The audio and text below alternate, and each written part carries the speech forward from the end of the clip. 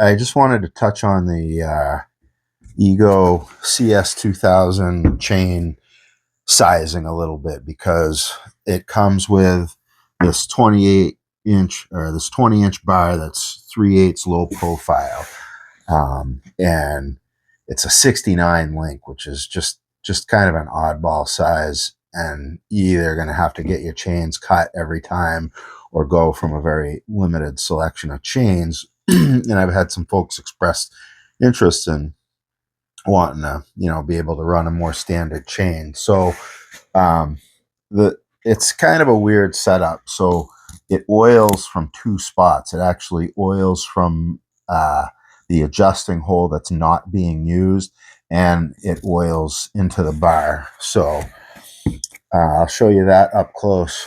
But where this little dog leg is, it oils in two spots. And what I'm gonna do is the Ego CSX5000 comes with a 20-inch bar and chain that takes a standard 78 drive link 0.050 325 chain, which really opens up a lot of different chains. And this Greenworks bar is, the shape's a little different, but the tail stock is the same. And so I'm not sure what Ego has for 3/8 low profile options. I know that there's an 18-inch Greenworks 3/8 low profile that I think takes a more standard size if you want to stay with 3/8 low profile. But it's pretty easy, and this I'm gonna bring you guys right in here. It's pretty easy to change it up. So this uses a rim sprocket. So this is the rim sprocket that comes with it, which is 3/8 low profile, and that mounts on there, but you just have to slides on there. And there's a little retaining clip, and I actually just pull it off with this screwdriver off, and then pull this out. And now that opens you up to being able to put whatever you want on there. So there is a 3.25/8, which is larger, so it'll give you more speed, less torque. And then there's a 3.25/7, which will give you more torque, less speed. Or there's a standard 3/8/7, and you can use this is an Oregon KO95 will match up with this, not exactly, but you'll have to do some bar work, and I don't know if everyone wants to get into that, so I'm just going to stick with what's real easy for this video. I have other videos on making bars and adjusting them, but see where you got this hole that I mentioned. There's actually, let's see if you can see the light. If you can see light through there, there's actually a little groove cut in there, and so oil comes in from there, and it comes in from that oiling hole when this mounts on here. So on that lower part of the dog leg, it's actually oiling into this hole, and then that's getting out to your bar and chain. And then on this upper part, it's oiling into that hole. So it's kind of oiling from two spots. And the back of the hole, this is your cover. When you mount that cover, this piece of rubber covers the back of that hole so that the oil can't get out on this side. So just a little, that's how the Egos oil. So they can actually get a lot of oil out to the bar with that method. So I'm going to use the 3.25/7 just so that it has more torque.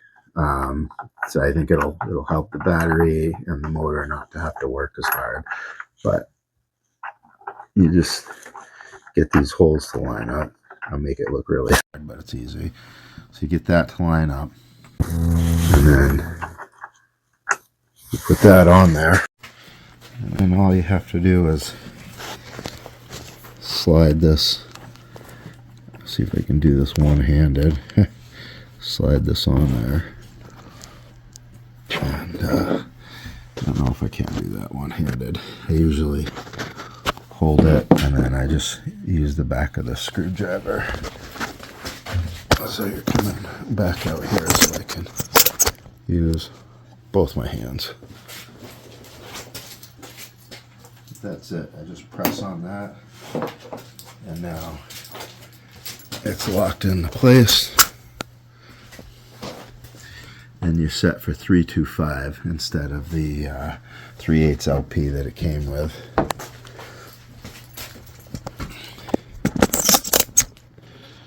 And now you can mount this bar from the Ego CS2000.